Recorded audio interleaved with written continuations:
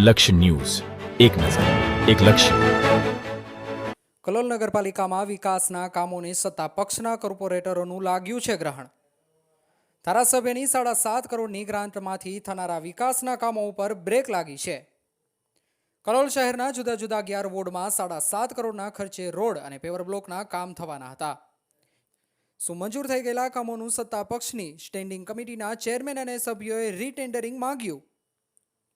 કલોલ નગરપાલિકામાં એક યા બીજા કારણોસર કોઈના કોઈ વિવાદ થતો જાય છે, ત્યારે એક કલોલના ધારાસભ્ય બકાજી ઠાકોરની રૂપિયા 7.5 કરોડની ગ્રાન્ટમાંથી શહેરના જુદા જુદા વોર્ડમાં વિકાસના કામો હાથ ધરવામાં આવનાર હતા અને તે બાબતે ટેન્ડરિંગ પ્રક્રિયા બાદ કામ મંજૂર થઈ ગયું હતું. ત્યારે સત્તા પક્ષના જ કેટલાક કોર્પોરેટરોએ તેનો વિરોધ કર્યો હતો અને મંજૂર થયેલા કામોનું રીટેન્ડરિંગ માંગ્યું હતું, જેના કારણે વિકાસના કામોને ગ્રહણ લાગી ગયું છે અને હવે રીટેન્ડરિંગ બાદ જ નવા કામ શરૂ થશે, જેને લઈને નગરપાલિકામાં અંદરો-અંદર ખેંચતાણ કે પછી મતભેદ હોય તેમ જણાઈ રહ્યું છે.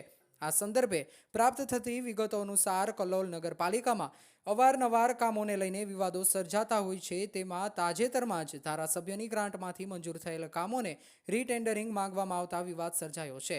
કલોલના ધારાસભ્ય બકાજી ઠાકોરની 7.5 કરોડની ગ્રાન્ટથી શહેરના જુદા જુદા 11 વોર્ડમાં સીસી રોડ અને પેવર બ્લોકનું કામ કરવામાં આવનાર હતું. તે માટે રીટેન્ડરિંગ પ્રક્રિયા બાદ કામને મંજૂરીની મોહર મારી દેવામાં આવી હતી અને ટૂંક સમયમાં કામ શરૂ થવાનું હતું. ત્યારે જ સત્તાપક્ષના જ કેટલાક કોર્પોરેટરોએ તેના પથ્થરો મારી કામને રોકાવી દીધું હતું. સત્તાપક્ષના સ્ટેન્ડિંગ કમિટીના ચેરમેન અને સભ્યોએ મંજૂર થયેલ કામોનું રીટેન્ડરિંગ માંગ્યું છે અને રીટેન્ડરિંગનો ઠરાવ પણ કરી દેવામાં આવ્યો છે, જેના કારણે વિકાસના કામોને ગ્રહણ લાગી ગયું છે અને હવે આ કામ ક્યારે થશે તેવા પ્રશ્નો ઊભા થાય છે.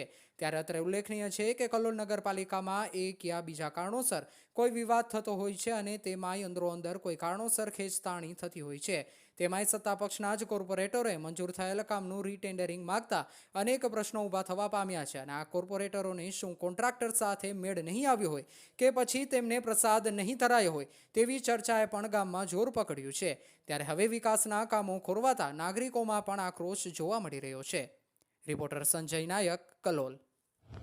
કલોલ 38 વિધાનસભાની અંદર મારા ધારાસભ્યની 7.5 કરોડની જનભાગીદારીની જે ગ્રાન્ટ હતી એ ગ્રાન્ટમાંથી 11 વોર્ડના જે વિકાસના કામો હતા, પેવર બ્લોક, સીસી રોડ, એ તમામે તમામ કામગીરીની ટેન્ડર પ્રક્રિયા પરિપૂર્ણ થઈ છે અને સ્ટેન્ડિંગ કમિટીના કારોબારી સભ્યો દ્વારા જે રીટેન્ડરની માગણી કરવામાં આવી છે તેવી મારા ધ્યાનમાં આવ્યું છે અને તેના માટે મેં સ્ટેન્ડિંગ કમિટીના ચેરમેન પ્રકાશભાઈ વરગડે સાથે વાત કરી હતી.